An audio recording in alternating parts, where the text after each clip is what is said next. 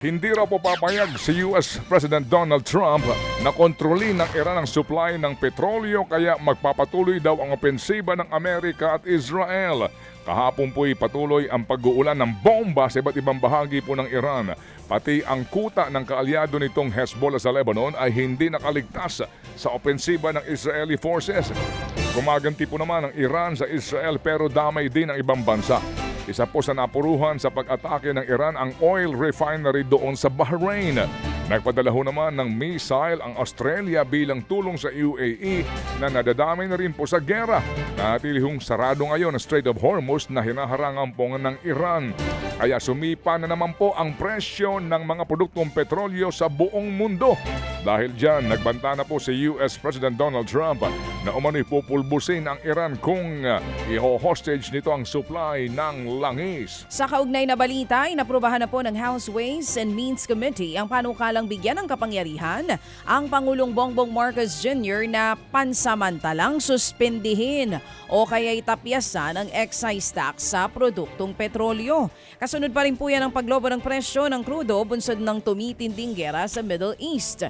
Sa ilalim po ng panukala, nakabatay dapat ang pagsuspinde o kaya pagtapya sa fuel excise tax sa rekomendasyon ng economic managers at ng Department of Energy.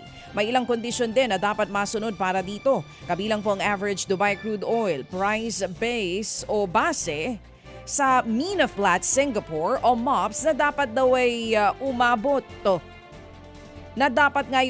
o humigit pa sa $80 per barrel sa loob po yan ng isang buwan.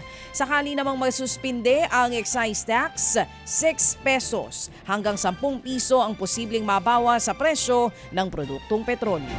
Naniniwala po naman ang kalihim po ng Department of Energy na panahon na para mabigyan ulit ng kontrol ang gobyerno sa presyuhan ng langis sa bansa. Sa panayan po sa programang ito, aminado si Energy Secretary Sharon Garin na tali ang kamay ng pamahalaan sa pagkontrol sa presyo ng petrolyo. Kahit na napakalaki ng itinaas nito dahil sa kakulangan pa rin ng supply bunga ng gera sa gitnang silangan. Sa ngayon po'y tanging oil companies ang nagdedesisyon sa presyuhan sa merkado dahil pa rin po sa umiiral na oil deregulation law. Kaya naman naniniwala si Garin na panahon na nga para magkaroon ng unbundling para malaman ng DOE ang aktual na komputasyon sa pinapataw na price adjustment ng mga kumpanya ng langis. Hindi nga tayo nagre-regulate. Hindi pa natin makita ng transparency. What we need is transparency for the very least. Hindi naman regulation ang hinihingi ng DOE. So, pakita lang kung paano pinocompute. Wala ka nang regulatory powers, wala ka pang transparency. And that makes it difficult also. Kaya really, tama yung mga debate sa Congress. It's time to revisit the oil deregulation. At mamaya po muli natin tutunghayan ang napaka-importanteng isyong ito sa ating programa. Ang tinig po ni Energy Secretary Sharon Garin. Sa iba pang balita, nagkasagutan, nagkaungkatan at nagkahamunan pa sina Senator Ping Lacson at Rodante Marcoleta sa sesyon ng Senado kahapon. Nagugat po ang tensyon ng bakbakan ni Lacson si Marcoleta sa kanyang privilege speech. Hindi na daw kasi makapagtimpi si Lacson sa mga pag-atake ni Marcoleta. Nagumpisa daw ito sa pag-question niya sa hilaw na interpretasyon at hiling ni Marcoleta na motion to dismiss sa impeachment case ni VP Sara Duterte. Minasama rin daw ni Marcoleta ang paglabas niya sa sindikato na nasa likod ng flood control scandal. Binakbakan din ni Lacson ang tila pag-aabogado ni Marcoleta sa mag-asawang Diskaya at pagiging pro-China ng senador. Ang buwelta naman ni Marcoleta, tila pine-personal siya ni Lacson. Question niya rin ang patuloy na pagbansag sa kanya bilang pro-China. Dahil gusto din lamang ni Senator Marcoleta na lagi siyang bida bilang dating chairman ng BRC o sa usaping West Philippine Sea o anumang issue involving China o dili kaya ay sa usaping restitution na mag-asawang Diskaya, siya na nga ang tunay na bida sa aking magiging pahayag sa mga sandaling ito ngayong hapon. Ako po ay nagtataka, Ginoong Pangulo, pagka po pala si Senator Ping Lacson ang magdi-deliver ng privilege speech, wala pa po tayong nate-take up na kahit ano. Siya pala ay masyadong special dito sa chamber natin. Ganun po pala siya ka-importante. Pero enough is enough. Patuloy po kayo sa pag-atake sa akin.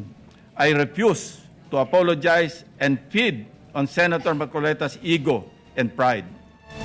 Yan nga po ang sagutang tinig ni Senator Ping Lacson at Senator Rodante Marcoleta. Nagtalumpati po naman si Pangulong Marcos Jr. sa 70th session ng Commission on the Status of Women sa United Nations Headquarters sa New York. Binigyan diin po ni Pangulong Jr. ang kahalagahan ng edukasyon sa lahat ng kababaihan. Gaya ro sa Pilipinas kung saan naglalatag ng mga polisiya para palakasin ang proteksyon sa mga babae. Magkaroon daw ng mas malawak na oportunidad sa edukasyon at trabaho at isulong ang pagiging leader ng mga babae sa lahat ng sektor ng lipunan. Nagkaroon din po ng bilateral meeting si Pangulong Jr. at si UN Secretary General Antonio Guterres. Dito, ikinampanya ni Marcos Jr. na mabigyan ang Pilipinas ng non-permanent seat sa makapangyarihang UN Security Council. Mga kapatid, para sa iba pang mga balita at impormasyon, sundan niyo po kami sa X, Instagram, Facebook at syempre sa TikTok, True Network PH. Mag-subscribe din po kayo sa aming YouTube channel, True Network. May website din po tayo, truenetwork.ph, at pwede nyo rin po kaming mapanood sa Channel 19 ng aming True FM TV. Lagi pa rin makinig sa radyo dito po sa 105.9 True FM dahil dito, laging true sa'yo, kapatid. Dito tayo sa